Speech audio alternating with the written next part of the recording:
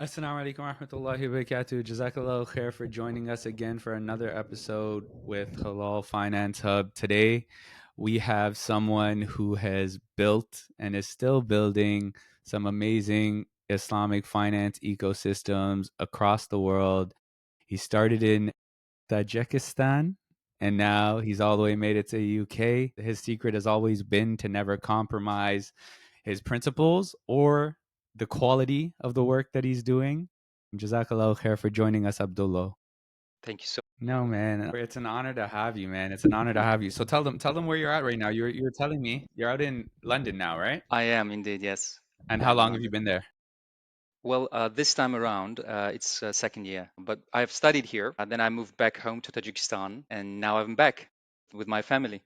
Yeah, so you're familiar with the area. Yeah, yeah, more or less. Is the life the same as a student as it is now building what you're building? I think the city hasn't changed much from kind of my understanding, the way I see it, but definitely life is very different as a student. And when you have a family, when you're trying to build a business, very different. Yeah, no, alhamdulillah, alhamdulillah. It's and it's also, yeah, I think the family part is really big, right? Especially these big Yeah, cities, yeah, yeah, whether it be, downtown Toronto for us over yeah. here, New York, LA, London, right? Even if you 100%. take the big cities like Karachi and Yes, back yes, home, yes, yes, yes, with a yes. family, without a family, completely different. Yeah, for sure. I mean, even where you live, really, you start off by thinking where the good schools are, where the Islamic schools are, and that's how you start choosing where to live. As a student, it's different, of course. No, amazing. But I guess let's take it back a little further, A lot of people, I don't even think they've heard of Tajikistan, right? I can imagine. And not only are you from there, but you've built like a world-class Islamic institution there, Yeah, How do you introduce Tajikistan, then how do you yeah, introduce yeah, Alif yeah. to the world? You're too kind. You're too kind. Thank you so much. Well, Tajikistan is a beautiful mountainous, colorful place with lots of lakes. It has all the four seasons, Abdul Matin. It has snow in the winter, it has swimming in the summer, it has yellow trees in autumn and all the greenery and everything. And throughout the seasons, all types of fruits. Very, very, I mean, amazing fruits. So definitely highly recommend to anyone visiting, do visit Tajikistan. Um, Alif is we have started Alif about 10 years ago with my two of my great friends, Firdaus and Zusho, in 2014, 11 years now.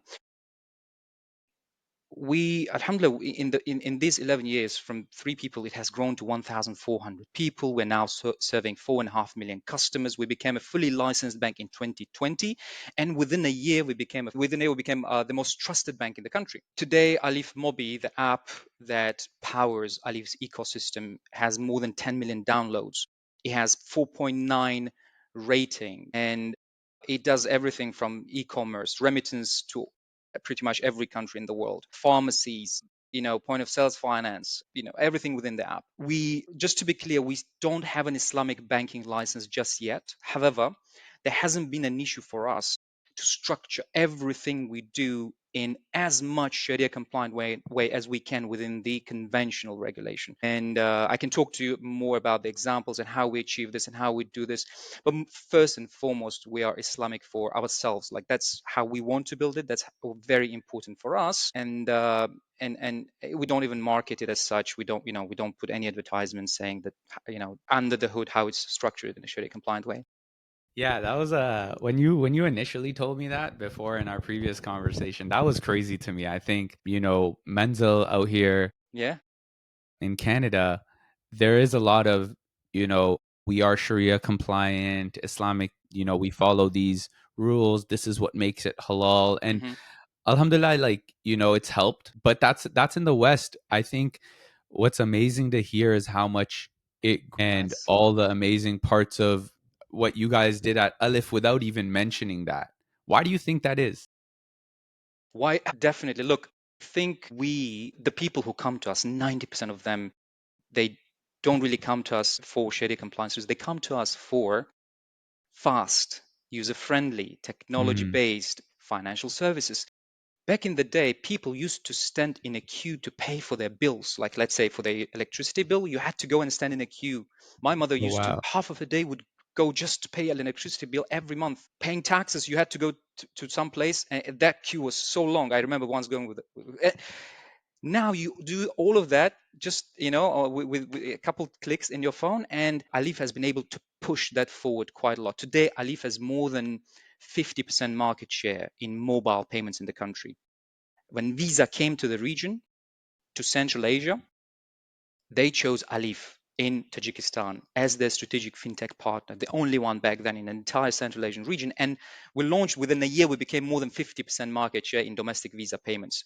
Even though we were the ninth bank to launch, once we launched, we today it's 59% all of domestic Visa transactions go through Alif.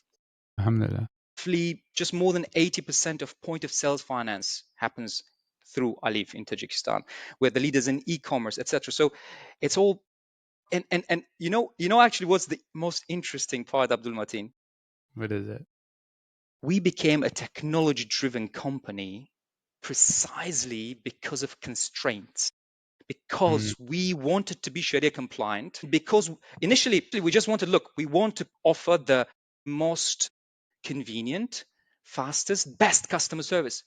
And let's buy technology, because that's how it was done. And 10 years ago, you would just buy your core banking system from a big company like Oracle, SAP, Temenos, etc., or even smaller vendors within our region. You would buy your technology, right, and then you would build services. As if if you wanted to offer financial service. So we tried twice. Bought a, we got a vendor. We tried to put together. We tried to install essentially the core banking solution for our size in 2014, very small size back then. And we said, look, we don't want the system which would be based on interest. We want it to be, let's say, our deposits to be on revenue sharing basis. and they told you they can't do it. Exactly. Initially, they said yes. 1 month into the project, they said, actually, you know what? No, it's too deep within. It's like at the very core, we have to break everything down to make it revenue sharing. And they're like, Yeah. okay, next. We still didn't think we could do it ourselves, so we were like looking, find another vendor. He said, yeah, definitely we can do this.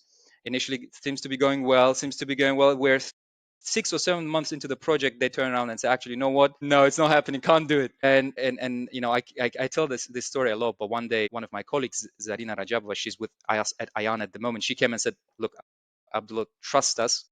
We can build it ourselves. Now we've got two Man. developers. There's Shoruh, there's Mustafa, there's a couple other people, Behruz, etc. Our early employees, right? Some of them Yeah. were developers.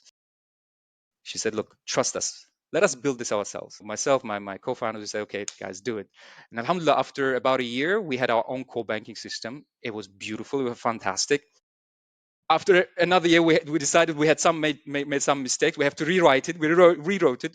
Then we rewrote it again for the third time. But we ultimately had such a good core banking system that a lot of others, people from other parts of the world, heard about it and came to us to actually get a license for it. Oh, But wow. but we also had another, obviously everything we do, we try to do again in a Sharia compliant manner. And one thing, unfortunately, we can't serve conventional banks, and therefore we couldn't have this path of building a software vendor, etc. So we built a lot of our technology. Today we have more than 300 developers.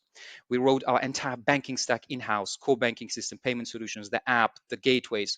It's all built in-house.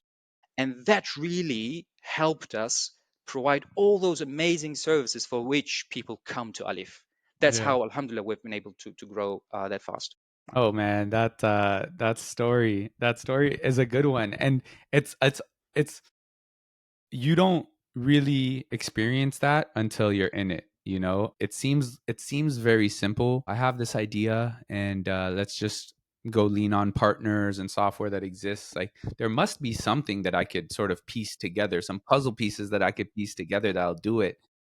But at the foundation, like the foundation of especially the finance industry in this scenario is the interest and the different things that we don't consider permissible. And so if the foundation is that, you move a foundation and what happens, right? Like the building comes crumbling down essentially. But you know, How do you do that at Manzil, Abdul Matin? Sorry if I can, yeah, no, I think it's similar when it first started, similar sort of concepts around the mortgage product, especially, right? Leaning on different, because before Menzel existed, there were a lot of organizations and a lot of companies that tried to solve the halal mortgage situation here in Canada. Mm-hmm. A lot of them ended up being small mom and pop shops that, Mm-hmm. were more of a informal sort of relationship. Some of them ended up being more middle men Mm-hmm. within the industry, Mm-hmm. right? And so Menzel really wanted to solve that at a deeper level. They wanted to do it at the foundational level, right? And so when that became the case, while also being professional, while also being tech driven, and so before the first mortgage was even, issued, Mm-hmm. I think the founders might have spent, Dr. Sawaf and Sam and Mustafa and them probably spent like a year, year and a half, maybe even two Yeah. years Yeah. working with scholars, working with the best sort of lawyers in the city, working with the real estate team and creating like a product that at the foundation was correct, and they struck out many times, right? The one thing that's very, very different about Menzel's Mortgage is that we created a fund, the Menzel Mortgage Fund, and people invest into the fund, Mm-hmm. right? Mm-hmm. From all over. Mm-hmm. And that fund is what buys the home and gets into the partnership, right? Interesting. And so even if partners who people might think are impermissible from a funding perspective. Let's say a bank comes knocking at the door and goes, Mm-hmm. "Hey, here's X amount of dollars, put it Yeah. toward halal mortgages, but we want Mm-hmm. this much back in interest." The Mm-hmm. response to that is, okay, you can invest into the fund, right? And investing means there's a risk of loss, there's a Yeah. risk of profit, Yeah. but we've created this entity that ends up funding the homes. And so that was at a foundational level, right? Amazing. And that took a little while. And on the invest side, similar challenges, right? Mm-hmm. And Mm-hmm. I think one thing you notice is the idea of how the system is built within the system, Mm-hmm. right? And so it's like, okay, there's the finance industry. Within the finance industry, there's banking, there's Mm-hmm. loans, there's credit cards, there's this, that, and the other. And then within that, there's systems. And so you got to take each system step by step, in Yeah. my opinion. Yeah. But again, like doing this at the foundational level is really important because similar to what you're saying is non-Muslims, Muslims, halal, not halal, just the fund, the idea, Mm-hmm. the ideologies of Islam are better, you know? Exactly. Exactly. And Exactly. so if we are able to work within these systems and create a better system, Mm-hmm. halal or not, man, I'm just creating a better system. There you go. There you go. There you go. Now, the way I even observe it here in the UK, because in the UK, the regulators, right, they've gone a long way of making sure that the regulated entities work in an ethical manner, that there are good outcomes for the customer, that there is transparency. Now, what you have a situation right now, look, there's this huge deal in the UK that your listeners from the UK would know this. There's a big deal about the car finance market right now because it was not transparent. Because Mm, lenders worked through dealerships, and the dealerships put a lot of additional fees that weren't necessarily well explained or transparent yeah, enough, right, to the customer. And now this is a big deal. And with every crisis or situation like this, the system gets improved, it gets kind of tweaked and made better and better and better and better, the conventional one I'm referring to. But with Islamic finance, all of that is built by built in. default. Yeah, yeah, yeah. So by default, you are transparent. By default, you don't charge penalties. And since you don't charge penalties, since you cannot make any income from any type of worst, like bad situations, you are making sure from the very start that you are working with the people who actually need that finance, who can actually benefit from that, who can actually, your whole process is designed differently. And there's so many built-in things in Islamic finance that therefore, you So what I was trying to say, while the conventional system relies on those regulators, on all that mechanisms to make it ethical, the Ours is Islamic, default. that exactly. Yeah, and that's the thing, like, about the fund, right? It doesn't matter if a Muslim, non-Muslim invests in the fund, right? I don't even know. Sometimes you don't even know if a Muslim's money may be coming from a halal source. Like, that's not the issue at hand, which a lot of people try to make it, right? It's that the system that we have created, does it include all these core principles that you are talking about, right? Exactly. And then ultimately, because it naturally does, people are attracted to it a lot Yeah. more, right? The Yeah. Yeah. Yeah. transparency is Yeah. Yeah. Yeah. there, the Yeah. Yeah. Yeah. the ethical by default is there, the shared risk and Yeah. reward is Yeah. Yeah. there, Yeah. right? Yeah. All Yeah. the Islamic values and all the things that we believe in are there. But And talk me through something though, like when you see this problem, right? When you see a problem, how do you now, like, you see this problem of, you talked about slow payments and money mhm. transfers and Yeah. everything, right? As a young Muslim ambitious professional, right, walk us through how you think about this problem from an Islamic perspective and from a solution quality perspective.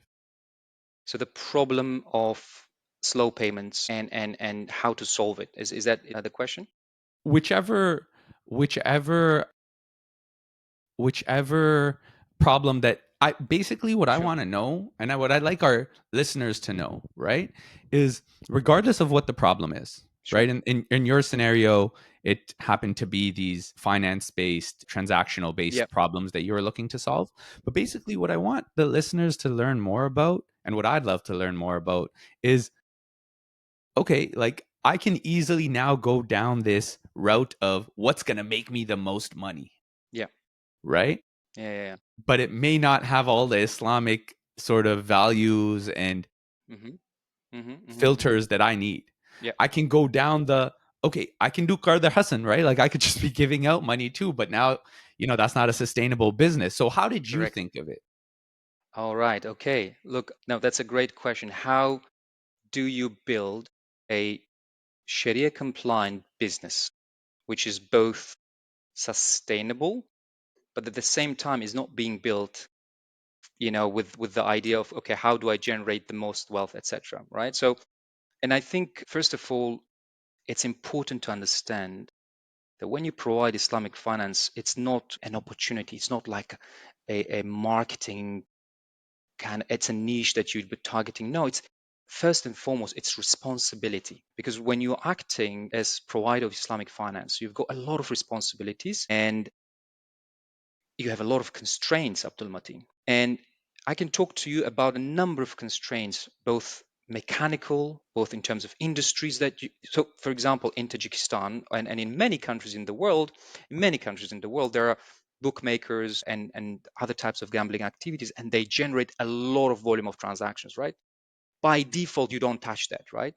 And you say no to this, you say no to that.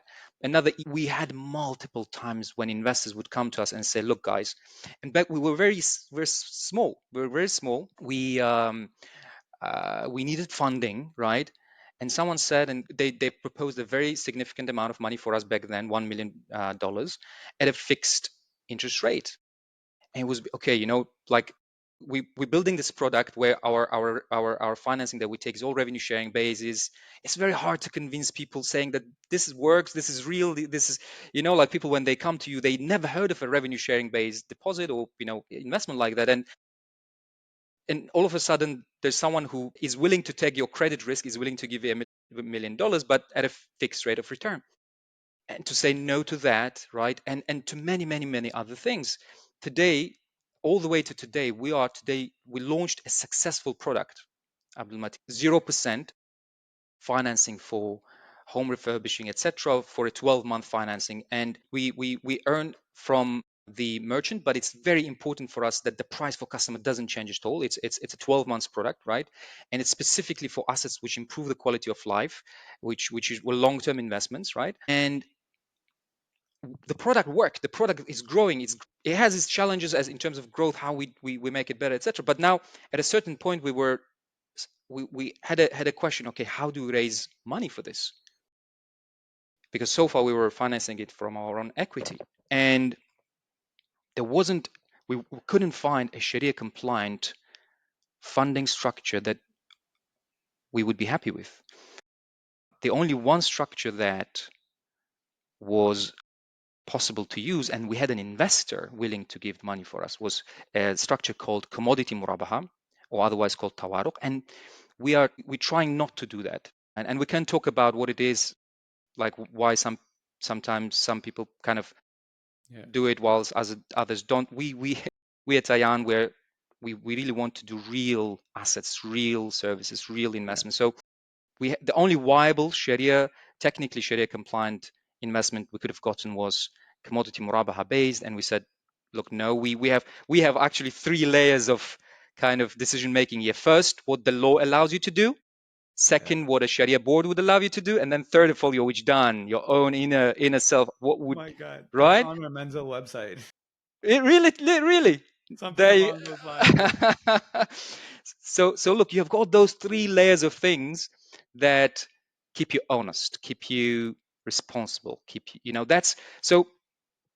I hope that covers part of your question. Now, how do you build a sustainable business? I think one way we have always strived to build sustainable business is by keeping our costs as low as possible and transferring all that benefit to customers. Because what we're trying to build here in the UK at the moment with Ayan Capital, and what we've been building all along and everywhere we work, is not only to provide halal finance, Abdul Matin, but also to be more cost efficient. Because people, especially in the UK, what I've felt is there's this perception of halal premium. If you're buying something halal, it has to be more expensive.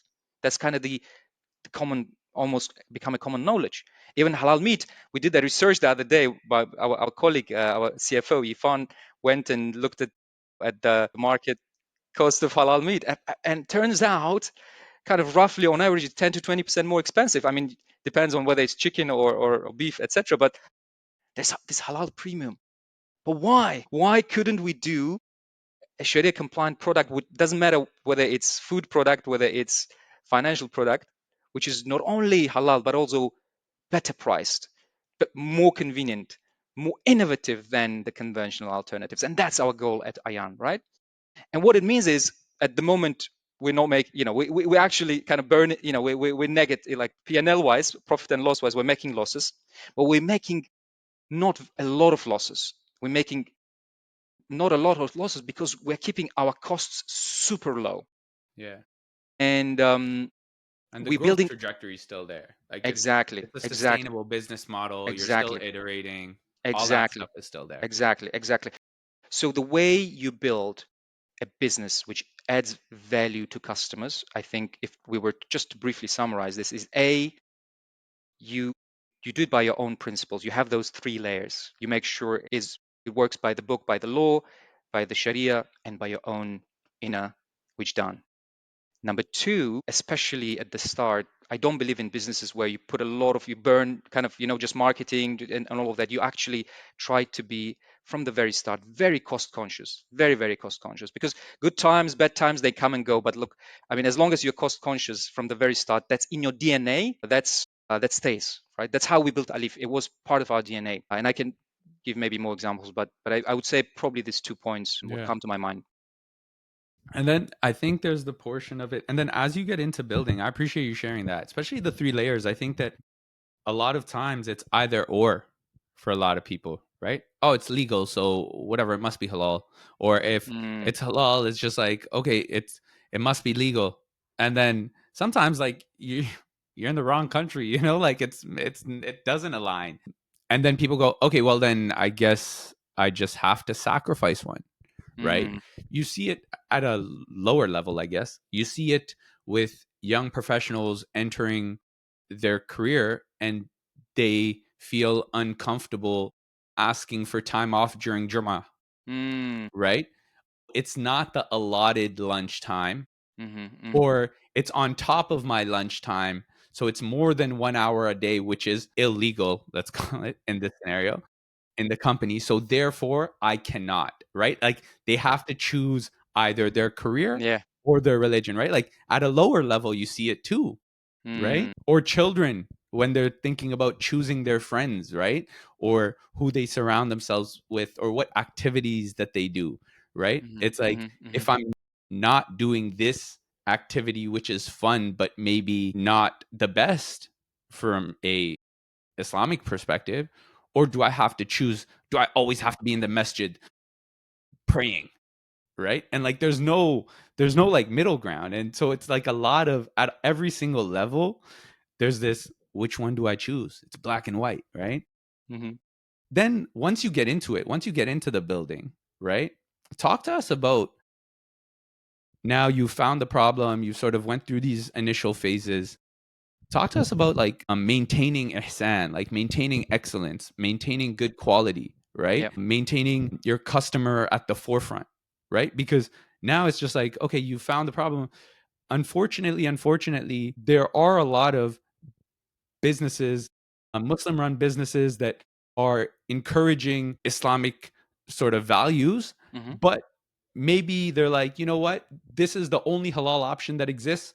So customer service doesn't need to be fantastic, Mm. right? Because, well, they're going to get the product anyway from us because we're the only option that exists, right? Or the packaging or the quality of the meat. Imagine like the halal meat exists, Yeah, yeah, yeah. but the the quality is terrible, the packaging is terrible, access to the meat is not possible, but they're like, well, the Muslims are going to have to buy it anyway, right? So talk to us about keeping up with ihsan while Of course. building this No, product. 100% no. Look, I think definitely thinking that way is neither a good way to do business, nor just like I think is in line with the spirit of um, providing halal things. I think when once again it's people doing this have to feel that it's a responsibility, right? First and foremost, it's not us doing favor to others, it's a responsibility. And because there are so few, we actually have to be examples to others in how we do customer service. So, Alhamdulillah, for example, if you look at customer service at Ayan, 5 stars on Google, 4.8 stars on Trustpilot.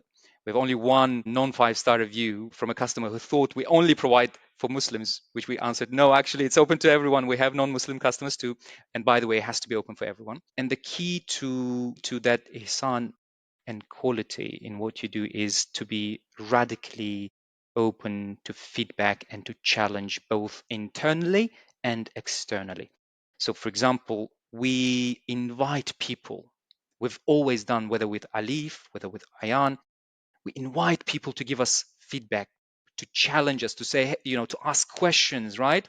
Like every time someone on the phone asks questions, we say, thank you so much for this question. We encourage them to ask more. And in Alif, when whether there was good news, but more importantly when there was bad news, we would go out there and talk about it. We would share whether it was good or bad news. We would share with people, with our customers, and we would invite people to ask questions. We would do videos, we would explain things. So two things: being radically open both with your customers but also internally. And internally is also very, very important, because if the leadership doesn't encourage the rest of the team, everyone in the team, to speak up, to challenge, to say, to hold the leadership accountable for the values that the leadership talks about, and if it's just talking but not walking the talk, the rest of the team should hold the leadership accountable. Yeah. And it probably it's probably something not just for business, but probably beyond it, but especially in business, when you as the leader, you're trying to build that culture. One thing the leader has to keep telling the people is, hold me accountable, hold each other accountable, this Yeah. is our values. Ask questions, challenge, say when we're doing things right, say, more importantly though, say when we're doing things wrong. So there has to be that culture, both internally and externally. 100%. No, I 100% agree. I think one of the biggest, I can't, it sucks to say, but it was a shocker to me when I transitioned over to Menzel, was leadership leading with um, these Islamic values of, holding each other at a high bar, also being merciful and being understanding. Hmm. and being empathetic, right? Because if Allah can be those things to us, who are we, you know? But then also going, okay, but we're trying to provide that we have this responsibility and we're trying to, you know, do this thing. And I remember the first few months of working here, let's say I made a mistake, right? Or something happened and my CEO and CFO, I report directly to them. They would respond, Mustafa and Dr. Sawaf, they would respond in a way that's like, oh man, like that's tough. What can we do that's better? Hmm. Khair inshallah, like, what are we doing moving forward? Let's make dua that it works out. It happens. Hmm. I'm like, what? Like, you're not gonna get mad at me. You're not gonna report me to HR. You're not gonna make a report about this. Like, this doesn't go in my review. Yeah, yeah, yeah, yeah, yeah, yeah. I remember specifically going, so is this gonna go in my review this one Yeah, time yeah, yeah, yeah, randomly? yeah, yeah, yeah, And yeah, they're like, what are you talking about? yeah, yeah, yeah, Part of it is obviously building a startup, but also yeah, yeah. part of it is going, bro, these things happen, and just, Mistakes. It's yeah, attitude towards mistakes, Abdul Matin, isn't it? I think it's not just about Islamic finance or Islamic services, just about being, good bit running a good business. yeah, It's critically important that I believe that in your culture, the attitude to mistakes, there is the way I think about this is this. A, if you don't put a if you don't take complex challenges, you're not going to make a mistake if all you do is, like, you're doing nothing. the If you easy don't, thing. right? Easy things. If you're going to do complex stuff, if you're going to challenge status quo, if you're going to do things differently, it's inevitable that sometimes you will do mistakes. So that fear of making mistakes shouldn't stop you. Unfortunately, a lot of times, what you see is, if there's a mistake, you're the first one to be fired, or something. And if you do something great, other people probably take that credit. But I think a good business practice is to say, look, first of all, if something goes wrong, the leadership is always in charge. I will go out there, I'll talk to customers, to investors, to whoever. I'll take responsibility. However, the most important thing is, be transparent about your mistakes, share your mistakes.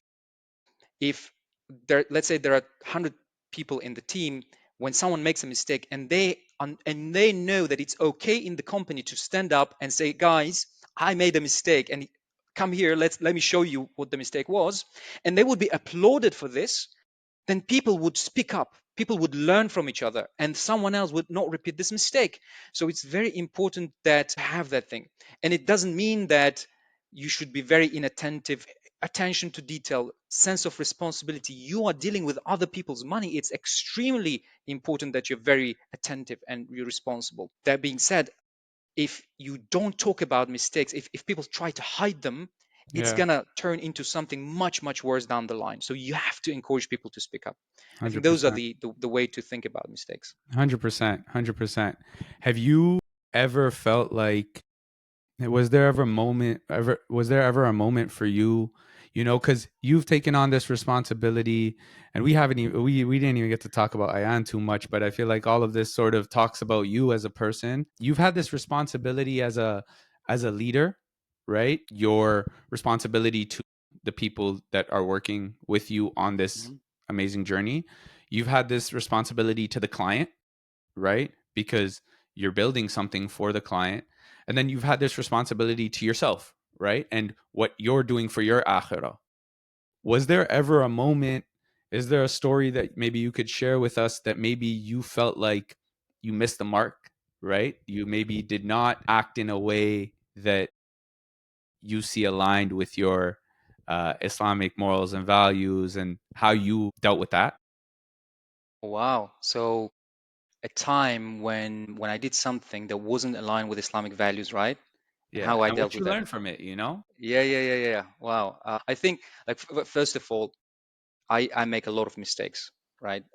Personally, every day, and talking about generally business mistakes, decisions, etc. Right? Like, broadly speaking, I think that what helps me stay grounded is the clarity that, that there's this saying in Rumi: "Die before you die."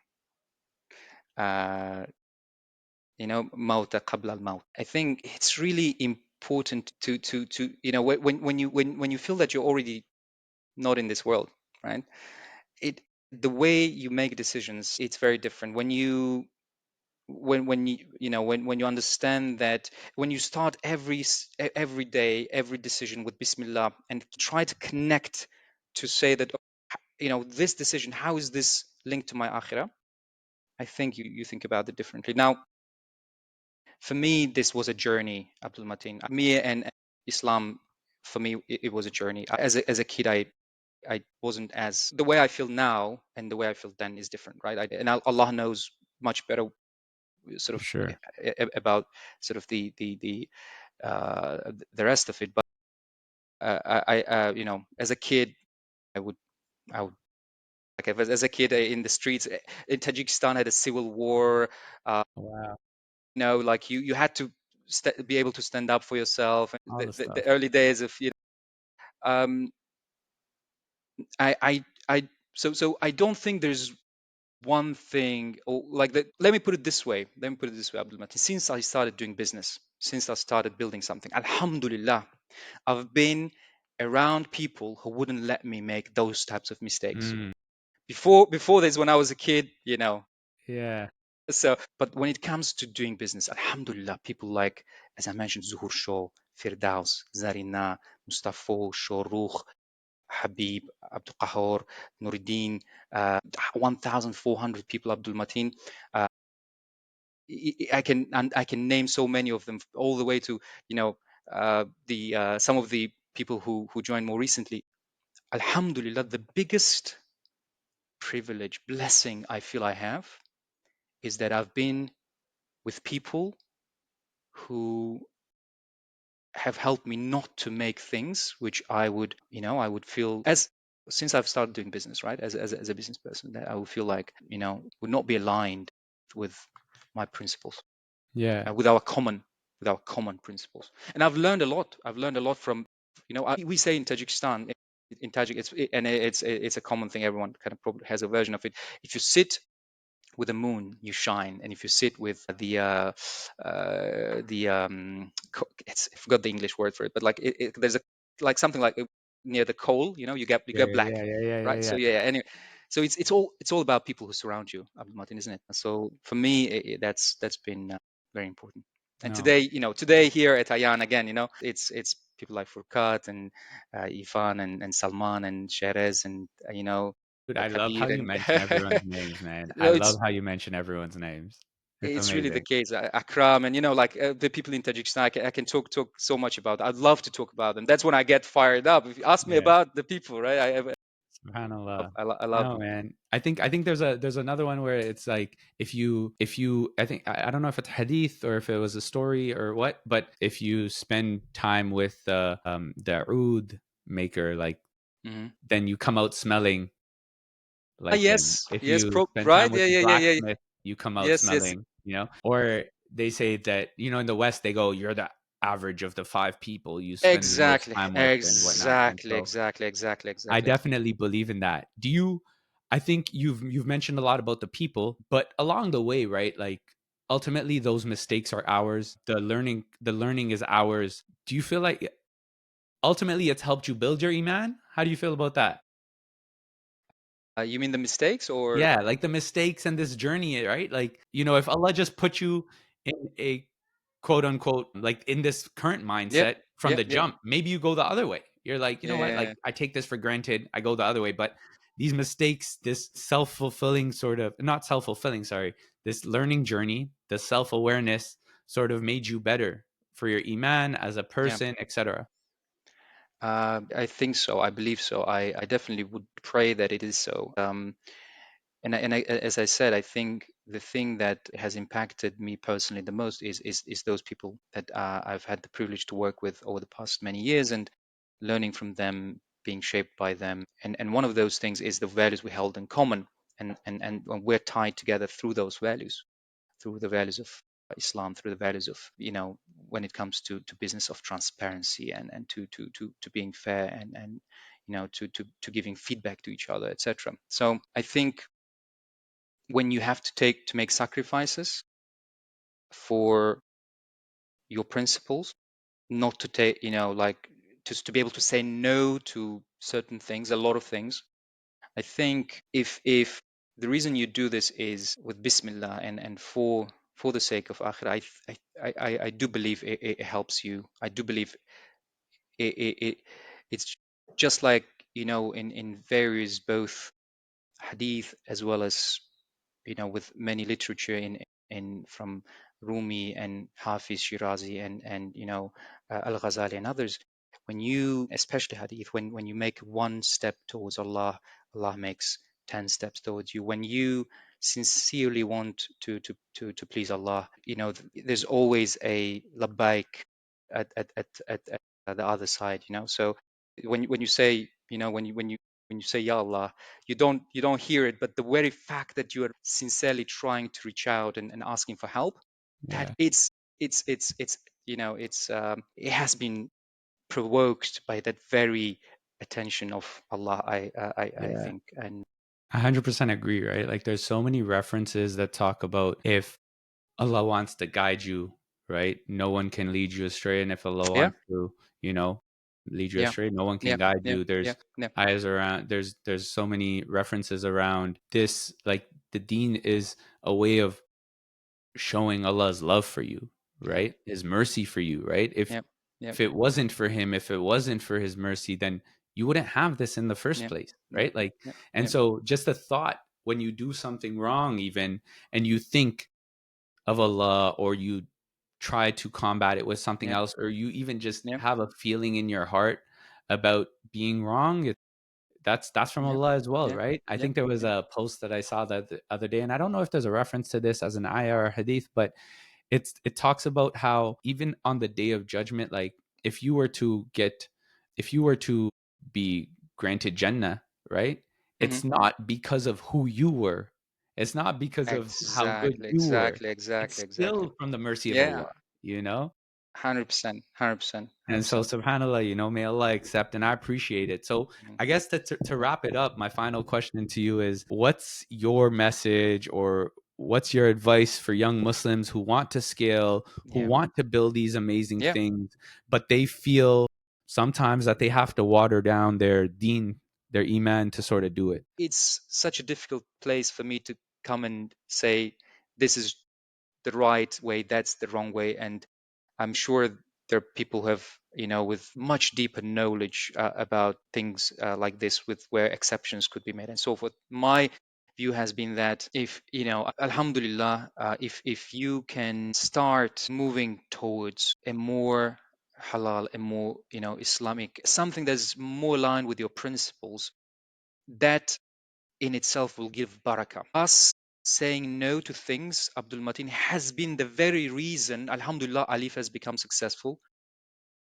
Us being able to say no to certain things, I believe, will make and is kind of helping us grow at Ayan, and hopefully will help us grow. We're much, much smaller as Ayan, but I think when you move towards a career, a way of life, which is more aligned with your inner principles, you you enjoy life more, you're more, Peace. in peace. And actually there is a barakah that follows. That's alhamdulillah what we have seen to be in practice as well. Yeah, for sure. I think you know it's not a matter of this way is right, this way is wrong, because of, like you said, people's circumstances, right? You may need to provide for your family, the job market is tough, et cetera, et cetera. But these steps, these small steps every day, waking up with Bismillah, making the intention, making dua, and you go a hand's length, Allah goes an arm, Allah comes toward you an Yeah, arm's length. You go yeah, you go walking yeah, toward him, yeah, yeah, yeah. he comes running towards you. So, and that will lead to the barakah. That will lead to, inshallah, getting easier over time. But that's a very, very important piece of advice. And I hope that, that has the impact on everyone as it will on me, because it's a great reminder. And I appreciate you sharing it. Jazakallah khair. And Jazakallah khair for joining us again. If you have any message for the listeners, for the community on where they can find you, or any product launches, anything coming up to look out for? This your time to share? Sure. Ayan.co.uk, Ayan.co.uk. I'm really hopeful that soon we will launch retail car finance. At the moment, our car finance is primarily for Inshallah. business purposes, Uber, Bolt, etc., or just generally business. And inshallah, I hope that we'll soon be able to launch. We're in the process of obtaining relevant permissions. So yeah, and look, we always look forward to feedback, questions, challenges, suggestions. My email is at ak@ayancapital.co.uk. Please reach out, and thank you for your time today. Thank you, Abdul Matin, for Jazakallah inviting khair. me. Jazakallah khair. And you guys know where to find us, menzel.ca, for all your needs, I guess. And Mhm, I think the whole aspect of giving feedback is very important. I do believe that Menzel itself, we're working on the customer support side and trying to build that out. mhm. But the feedback portion of what you're saying is very important, right? Like being held accountable, making those changes, taking it personally. So please reach out to us as well with any feedback, all feedback, even if it's about the episode. We'd love to hear it. Jazakallah khair, everyone, for tuning in. Assalamu alaikum. Assalamu alaikum.